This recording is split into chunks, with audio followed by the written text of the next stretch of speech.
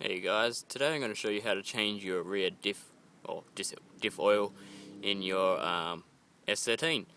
So first what you should do is just take it around the block and get the diff oil nice and warm, because it's just going to make it run out a lot easier. If it's cold you probably won't get it all out and it comes out in glunks and it's gross. Now what you're going to do next, if you've got a low car, is either jack it up and put on axle stands, or do what I did, just make some ramps with wood. Does the same thing and it's a lot easier, I reckon. So it's just ramped up a bit. So basically what you're going to need is you're going to need some diff oil, obviously. If you get the little ones, they usually come with a little sort of hose that you can put the diff oil in with, so you don't need a pump. But I just bought 4 litres, well, because I used this before. So I've got a little pump that I've just kept in here so I don't get oil everywhere. You're also going to need a 1/2 inch either breaker bar or ratchet. I just got both because I don't really know if I'm going to need the ratchet, because sometimes the plug's in a different awkward position, you can't actually get the breaker bar in, so I got the ratchet as well. You're also going to need a drain tray, obviously, to drain the oil. So we've got the diff here, as you can see. Now the drain plug is just on the bottom there, as you can see in the middle, and that just comes off with your 1/2 inch socket. So you just put the 1/2 inch drive in there and that'll come out anti-clockwise. Now these plugs are tapered fit, so basically what it means is the plug actually looks like this, not exactly like that, but yeah, it's tapered, so the more you tighten it, the tighter it gets. It's not like, you know, when you put a nut on, if you just turn it down a bolt, it doesn't get any tighter. These actually get, the more you put them in, the tighter it gets, so you don't need to put them in mega tight, because otherwise they'll be seized, and when it comes to getting them out again, you won't get them out. And I had a few cases of this where people can't get their diff plugs out because people just don't know that, and they put them in uber tight. So when you're putting it back in, don't put it in mega tight, just, you know, it's not gonna leak, so just put it in tight, but you don't freaking put 70 kilos of weight onto it.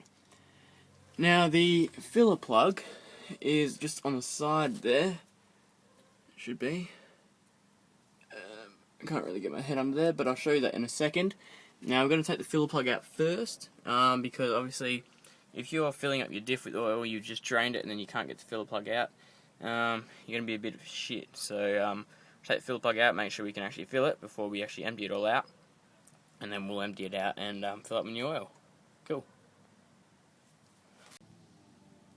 Okay, so the filler plug is actually on the passenger side, just there. Now, my exhaust was coming through about here, and it was in the way, so what I did was I dropped that away just from the cat. Well, I got a custom exhaust, so before the cat, and just drop the exhaust down. Basically you just need to undo the 2 bolts there, which is pretty easy. Now, if you have a stock exhaust system, it's going to be pretty hard because they'll be pretty old, but if you've just had the exhaust done recently, they should be pretty non-rusted, and then you're just going to take it out of the hangers, which is pretty damn easy. Just pop them out of the hangers, and I just left that hanger in there because it's just rubber, so it'll just bend anyway. And then that gave me enough room to get in there and get the filler plug loose, and I've just loosened that one as well, just levering off the wheel. Just push off the wheel and then undid that, so now it's loose enough. So I'm just going to put the drain tray under it and loosen it and drain it off for a while. Now the car is on a bit of an incline here, so might have to drop it off the ramps so it drains fully.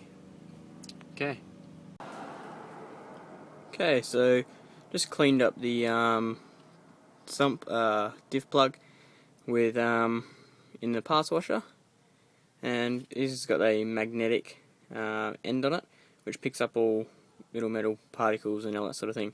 So you can just check the condition of your diff just looking at the plug. If it's got a lot of metal shavings on it, that's a bad sign. Might want to get that looked at, or just keep on checking it every now and then. Mine didn't have any, it just had old oil on it, so that's all good.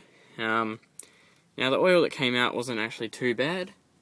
I could have just left it in there, but I didn't actually know the condition of this because I bought the diff and yeah, I didn't really know what the condition of the oil was. So now let's put some new oil in. So it's pretty much basically drained now. I might just drive my car down and drain a little bit more, put the plug back in, and just going to remove the filler plug and fill that with oil. So for the oil, like I said, if you get the little ones, they'll come with a little tube most of the time, but this one you just put the plunger in, which is in here. Screw the tappet, put the plunger in, and you just pump it. You put the hose into the filler plug, pump it until some fluid comes out of the hole. So you pump it until oil starts coming out of the filler hole, and that means it's full. Put the filler plug back in, and you're done. Just drop the car down and take it for a spin. Make sure it doesn't make any funny noises, and you're all good. Alright.